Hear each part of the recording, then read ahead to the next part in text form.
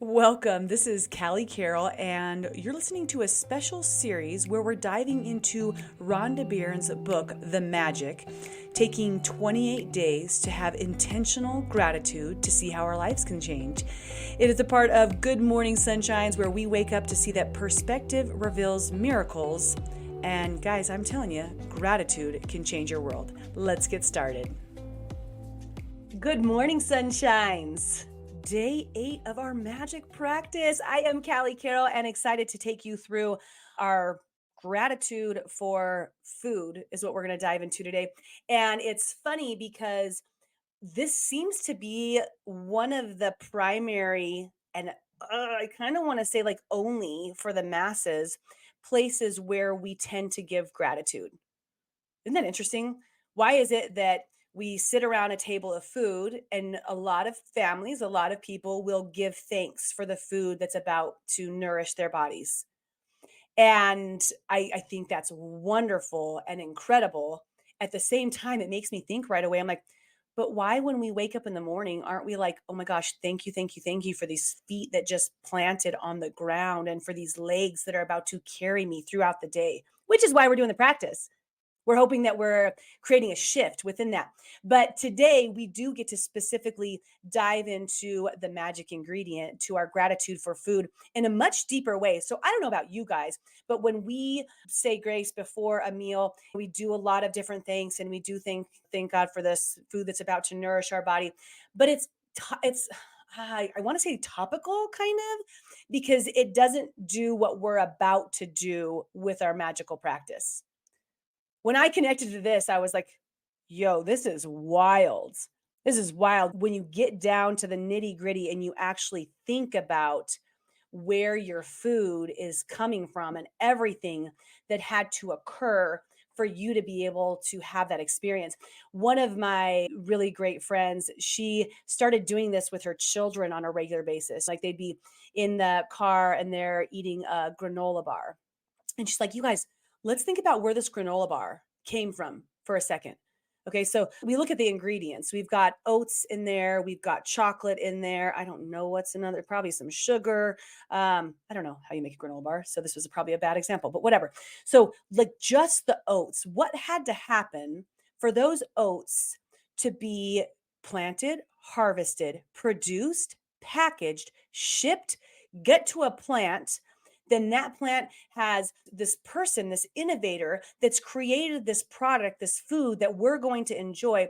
And they have a team of employees and they have equipment that's in a building that somebody had to build by a construction worker that woke up at 5 a.m. to get in his truck to go to work that day. But he needed a truck in order to get there. And he bought that truck from wherever. And what about all those people that produce that truck? Like it is a never ending stream of gratitude of what occurred for that child to have a granola bar in the back of their car. And that was a very high level of just the oats. All of the other pieces from all of the other places and all of the other people, and every hour and ounce of work and effort that was put into planting, harvesting, producing, packaging, shipping, getting to, then that's the raw products, right? Getting to the space where there's the company that had the idea to make the product and put it all together and figure out how to have that delivered to you. And then the grocery store, this store, you guys get this. You're gonna just check this out. This is wild. I could right now, if I wanted to, I could get into my vehicle that's in my it's in my garage. It's covered in a garage. If it was snowing right now, there wouldn't be any snow on it. And I could turn a key. I don't turn a key anymore. I could push a button and I could drive 5 minutes and park in these little organized lines so they don't hit any other humans, and grab this cart that's going to carry all of these items. And I could go in and I could get any granola bar I wanted. I could grab an apple. I didn't have to harvest the apple. I didn't have to grow the apple tree. I didn't have to water the tree. I didn't have to make sure that there were no bugs that ate through that product. I could just grab an apple.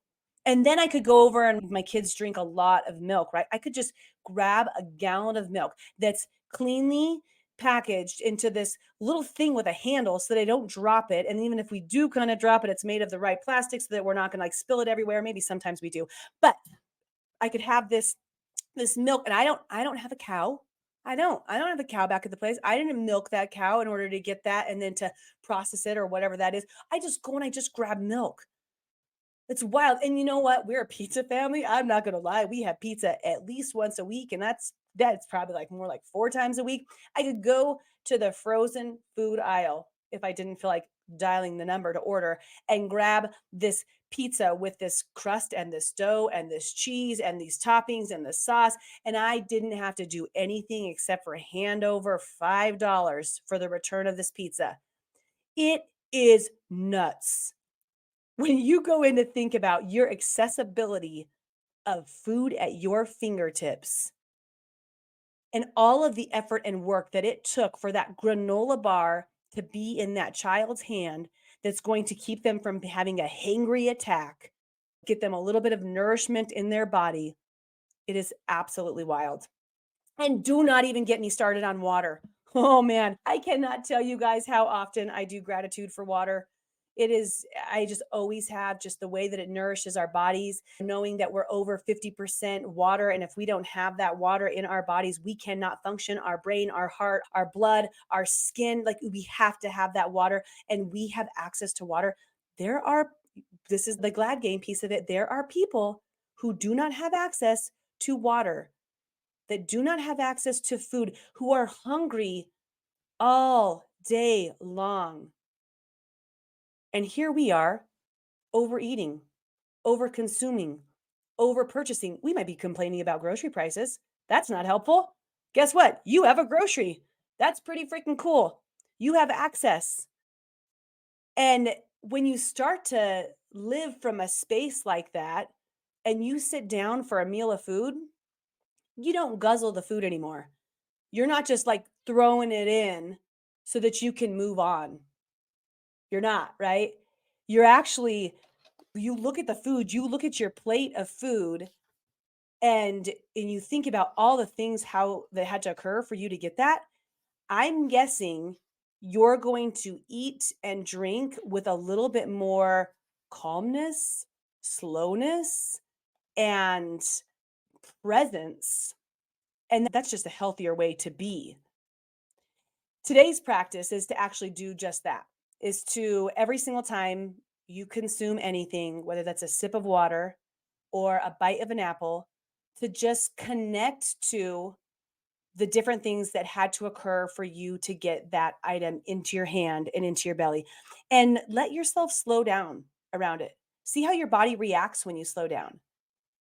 This is the whole streamlined conversation into intuitive eating too, where we can be with our food and really think about what we're looking for from our food. It supports us in making different choices in our consumption. It supports us in slowing down so that our digestion's better, so we're not over consuming.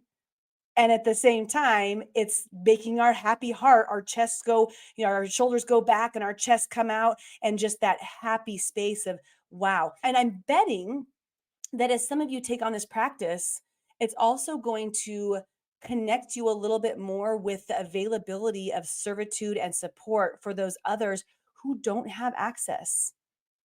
Maybe you're like, wow, I'm going to enjoy the nourishment of this apple, but then I'm going to maybe think about where I can be giving a little bit more. My husband was just at an event or a tournament, and he works in the soccer industry, and they had over ordered for the team because they didn't know all these different athletes. So they had this extra food at the end, and they went and packaged it up and then went out and delivered it to people, that didn't have food on the streets, and not for any other purpose aside from we have this extra and someone could undoubtedly benefit and gain from this.